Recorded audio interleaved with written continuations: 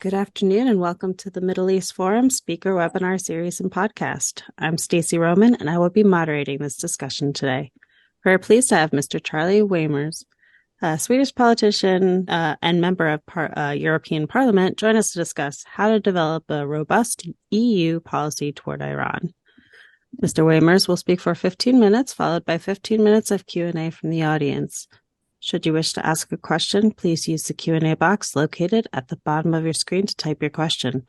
And with that, I will turn the discussion over to Mr. Charlie Weimers. Thank you very much. Thanks for having me. It's a pleasure to be with you today. And I want to start by really emphasizing the important work that the Middle East Forum is doing. People like me trying to fight Islamism. We really appreciate the knowledge and the leadership that you have on these topics. So thank you. Now, you wanted me to discuss a robust EU-Iran policy, and well, I will do my best to provide an overview of the situation here in Europe and what I think can be done. However, I'm not too optimistic as regards the immediate possibility of a 180 in EU policy towards Iran. But here we go. The growing hegemony and aggressive foreign policy of Iran is really being showcased in the region.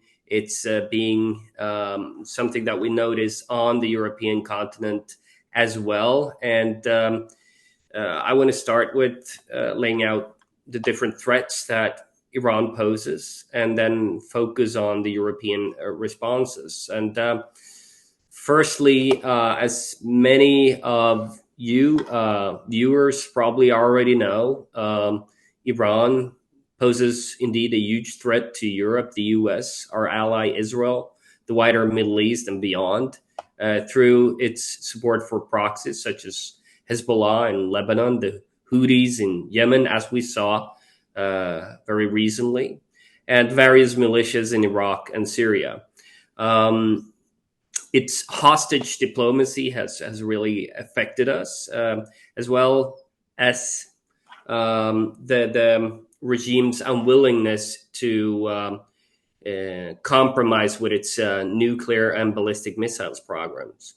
Iran's drones used by Russia in its war of aggression against Ukraine has also proved particularly deadly. When looking at many conflicts in the Middle East, it's really not difficult to find Iranian interference to some extent or another. I'll dive into that a bit later. It's also important to remember and stress that the Iranian regime does not just terrorize countries and people abroad. It terribly represses its own population and persecutes minority groups. Iran's come second, only after China, for committing the most executions in the world. Was responsible for 70% of the executions in the Middle East in 2022. Many of those executed are regime critics who did nothing more than peacefully protesting against the regime. Aside from executions, and this once again just emphasizes the sheer brutality of the regime, the Islamic regime has even poisoned its own girls and women in the aftermath of Mahsa Amini's death.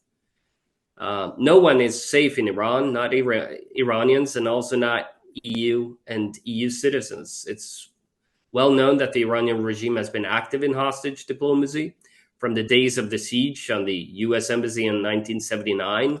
The mullahs have made hostage diplomacy, along with state sponsoring of terrorism, one of its key foreign policies. Despite Iran freeing several unlawfully detained US and European citizens, there are still numerous imprisoned on made-up terrorism and spying charges, two of which are my fellow countrymen, Ahmed Reza Jalali and Yuan Floderos. They visited Iran in their private capacity, and when trying to leave the country, were detained on made-up spying charges. Ahmadreza has been on death row for several years now, despite numerous international campaigns to pressure the Iranian regime to release him. Johan Floderos, who's also an EU official, by the way, was arrested last year. But the news only broke out in September of this year because of Iranian pressure on European diplomats to not publicly communicate about it, giving them false hope, of course, that silence may lead to his release. Classic Islamic regime tactic that serves Tehran, of course, much more than anyone else.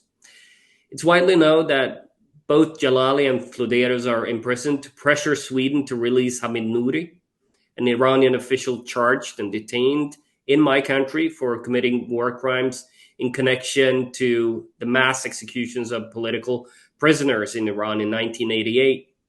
In July of 2022, he was sentenced to life in prison.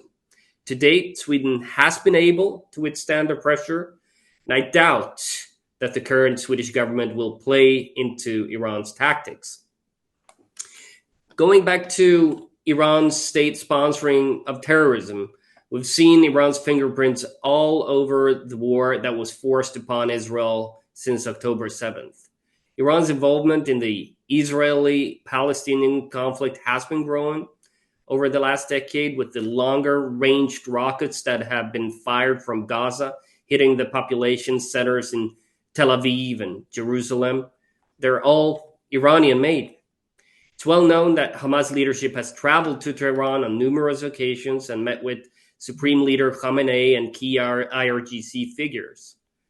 And, it looks like Israel is slowly and steadily winning the war, but we also see very worrying developments on Israel's northern border currently. And honestly, I don't think they receive enough foreign media attention, especially here in Europe.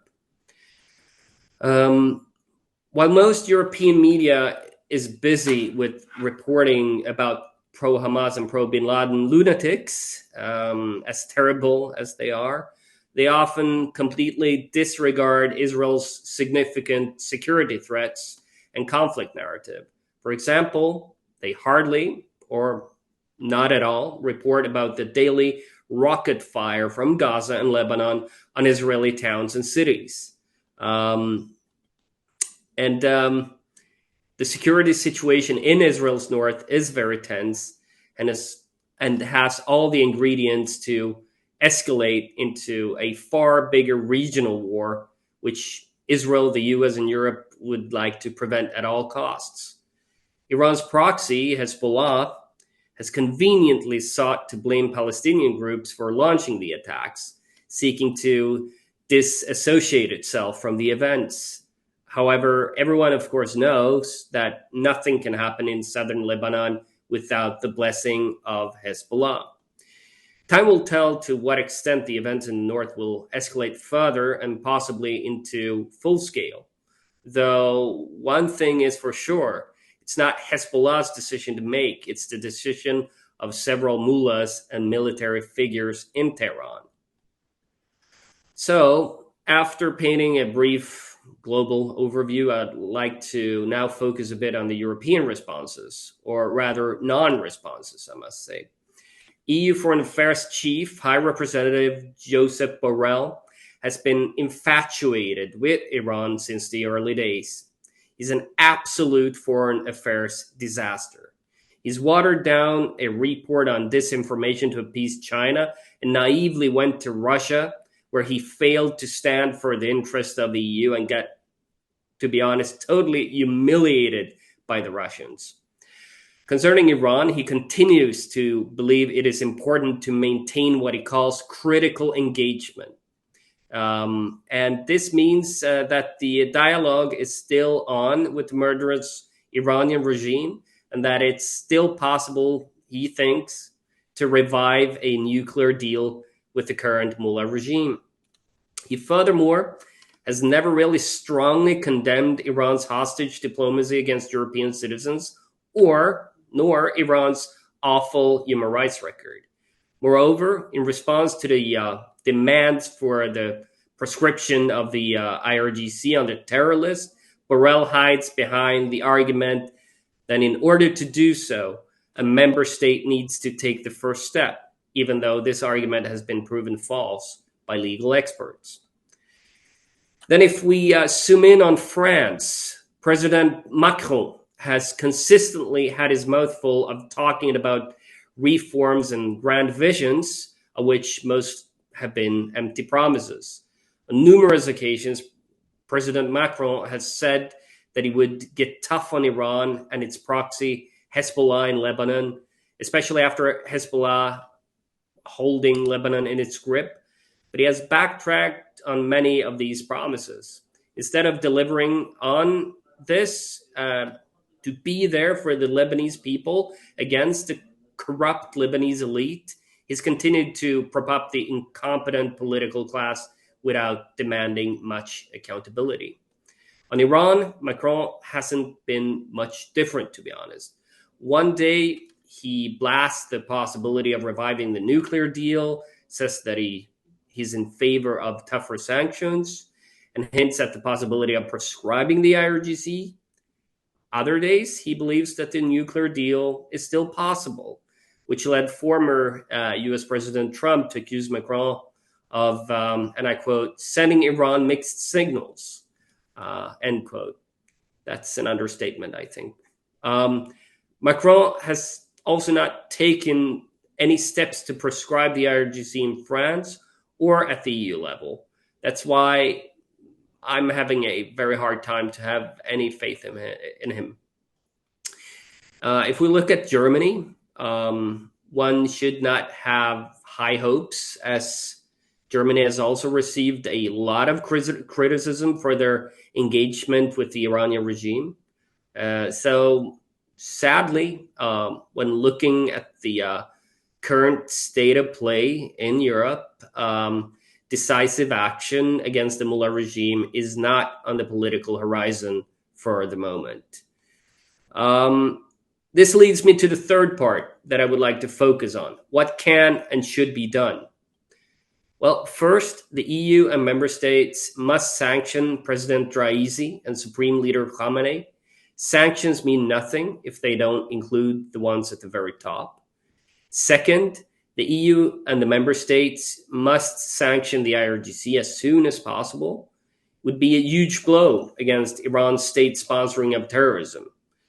If direct linkages can be made between the IRGC and Hamas' brutal attack against Israel on October 7th, including its hostage-taking of European citizens, then we would have an even stronger case, I think, for the urgency and importance of prescribing the IRGC.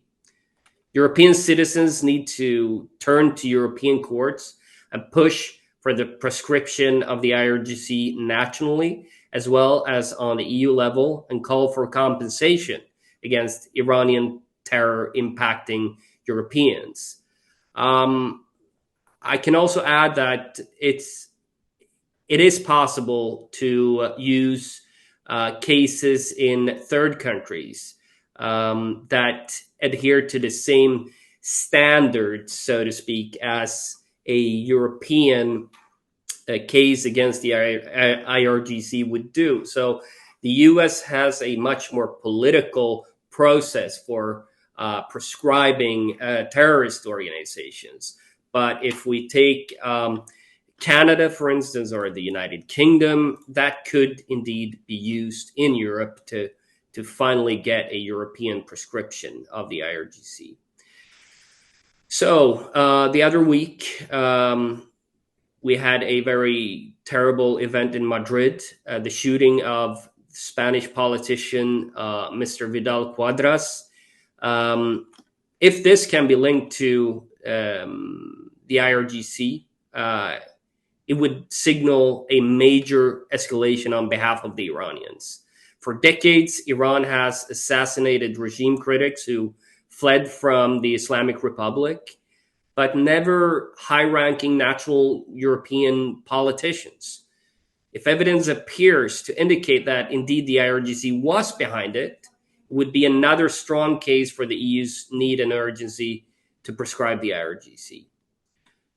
Thirdly, the EU needs to scrap all negotiations with Iran on a possible nuclear deal. Time and again, the IAEA establishes that the Islamic Republic continues to increase its stockpile of uranium enrichment to nearly weapons-grade levels. The Iranians continue to obstruct international monitoring of its nuclear program, and it fools the international community about its real nuclear ambitions. So a total scrapping of all negotiations with Iran would send a strong signal that the international community does not wish to be played for fools anymore. Fourth, the EU and its member states need to expel all Iranian diplomats from Europe. It would be another strong signal that they and their regime are persona non grata. There's no diplomatic solution to a country that actively undermines and threatens European and US security. While doing so, we must strengthen our relations with the democratic Iranian opposition and plan for the day after the fall of the regime, as has been put before: maximum pressure, maximum support. I believe that combining these 4 points would constitute a strong base in countering the malign Iranian regime and hopefully see a democratic change in the country. For that to happen, European citizens, including the Iranian diaspora, need to continue to speak up and make their voices heard in elections in their country and for the European Parliament, 9th of June next year, by the way. That's the only way to hold the current naive European political establishment vis-a-vis Iran accountable. Lastly, and it goes without saying, but it's important to stress, that transatlantic relations will always remain pivotal in countering the Iranian threat. I therefore would like to once again express my pleasure and gratitude to be with you today, and I look forward to continue our engagement. Thank you again, and I look forward to your and your listeners' questions. Wonderful. Thank you so much for that. First question is from Barry Werner, asking, why is the EU unable to act? Well, it's a big question.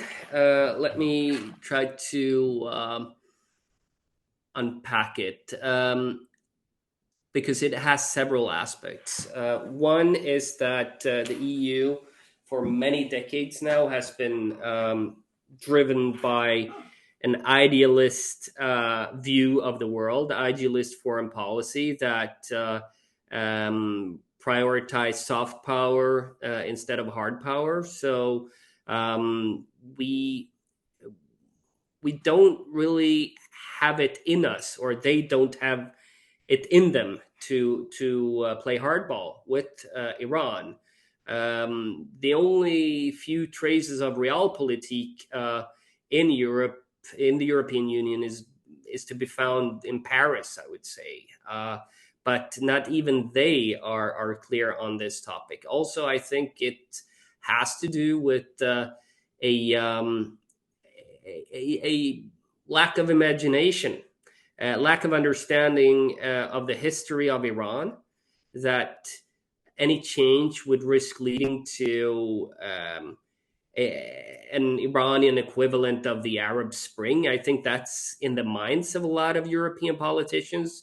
They haven't read about the constitutional revolution more than 100 years ago. They haven't read about all the efforts of the Iranian people to really reconcile freedom with the presence of Islam in its country. And they haven't realized that there is a doublethink in Iran right now, just as we saw in the Soviet Union, where people may officially subscribe to the official story. Well, less and less, I would say.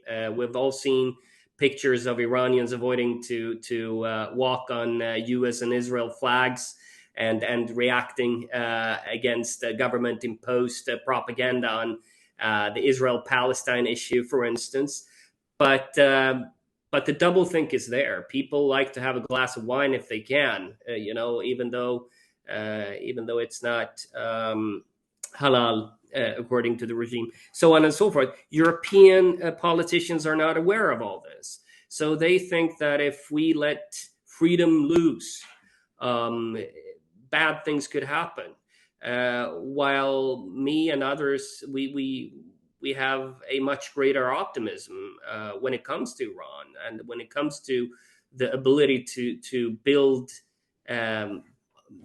for the Iranian people, not that we should do it, but that the Iranian people build a country that will serve rather as a beacon of freedom and democracy than today's constant threat of violence. That's a few of the reasons. A third one is, I would say, the fear of being labeled as Islamophobic, because this is a regime that is justifying its existence on Islam. And in order to deal with this regime, you will have to deal with its Islamist ideology, and that's a very hard thing for fearsome European politicians to do. Fourthly, I think it's about money. I think that also this constitutes a lack of imagination. I would say that politicians in Europe look at the trade contracts that are in place, that could be put in place if they just play enough softball with the regime. But in doing so, they deal with an Islamist kleptocracy where the IRGC runs much of the economy.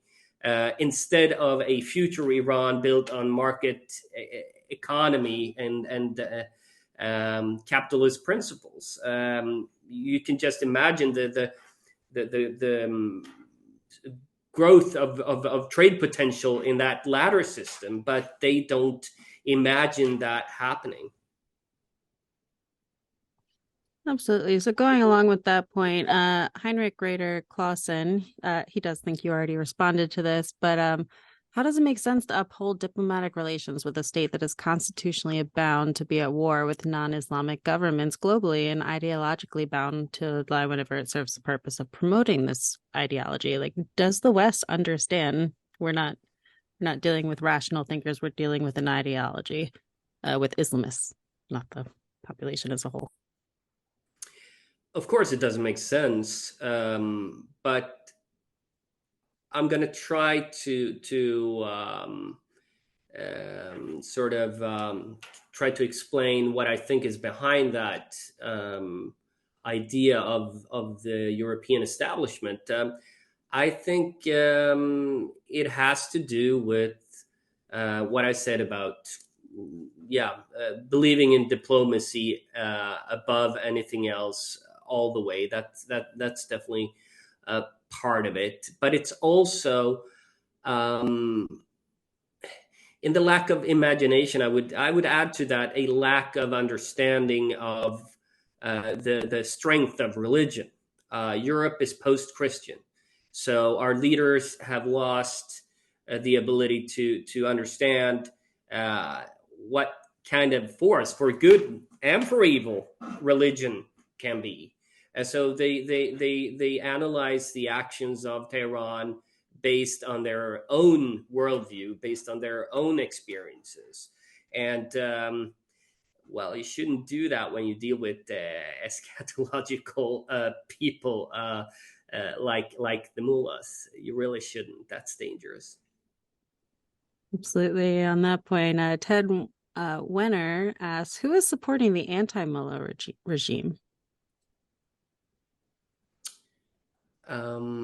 You mean the opposition, or? Sounds right, yeah. Yeah, I mean, I keep saying to my Iranian friends that the most important things, besides trying to get cases to court, enabling a proscription of the IRGC, but apart from that, the most important thing that they could do is to unite. and they have been trying to, but it's hard, and I understand that, and I respect that. But I will continue to emphasize the need for this. And personally, I've invited Crown Prince Reza Pahlavi to the European Parliament to lay out his vision for Iran, and I think it's a very inclusive vision, and it doesn't necessarily imply that he will play a personal role in a future Iran, but he tries to work as an enabler, and I very much subscribe to that way of thinking. It's something that I think more leaders, Iranian leaders, should try to strive for, to become enablers, and not to start discussing what kind of minister they would want to be in the future Iran.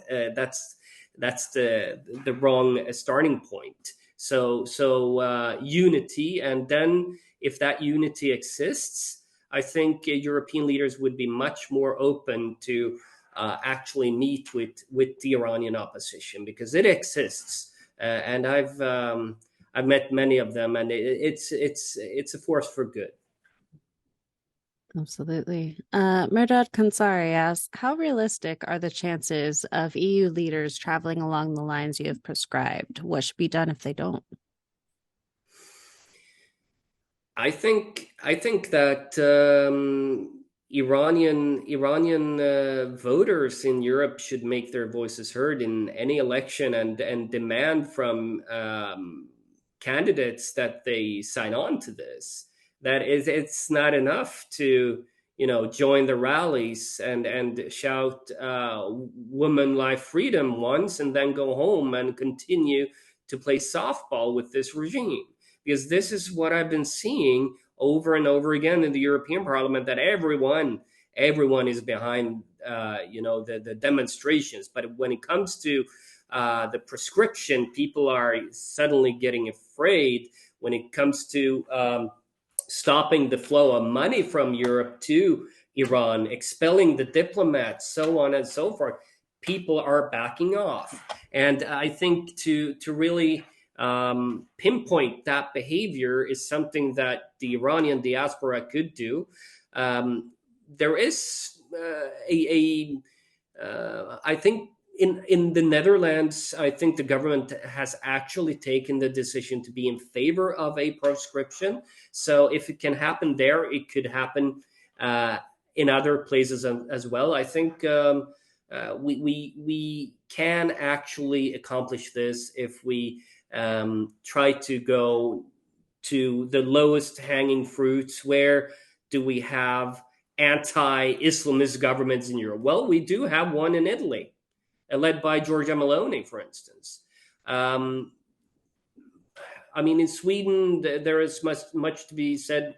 In Sweden, we've pushed through a resolution in Parliament calling for the government to work in favor of a prescription. But I think even more pressure should be put on the center-right government that is there, in order to actively push for this, like the Netherlands. We have other countries where anti-Islamic regime parties, if you will, are close to victory or have won. So I think we should start there. Thank you. And the final question of the day, Marvin Gerber asks, if when Iran gets a nuclear weapons, what do you think will happen, and what will Iran do? What will the EU do? Yeah, that's my big fear, that this is allowed to become a fait accompli, and what I hope is that some benevolent actors in the region may prevent that from happening. That could very well be the case. I think what Europe needs to do is to unite with a new administration in Washington, D.C. in order to prevent this. But I mean, of course, these rockets, they are they constitute a threat to the European mainland as well. So my fear is that European politicians would become even more fearsome. I got to be honest. I'm not impressed by them, and we would probably see even more détente vis-a-vis the regime in Tehran if that happens. That's wild. Before we go, is there anywhere that our viewers can find some of your work? Absolutely. My English speaking communication is mostly done on X, and my profile is at Weimers. So very easy to remember. And please, follow me and write to me if you have ideas on things that can be done here in Europe. And I'll continue to do my best to fight Islamism both there and here. Wonderful. Thank you so much. We appreciate your fight. We've come to the end of our webinar. Thank you again, Mr. Weimer, for joining us today. Thanks for having me. Of course. For our viewers, please join us Wednesday at 3 p.m. Eastern for a webinar with Alex Selsky, Israel Insider. Thank you all for joining us. I hope you have a wonderful day.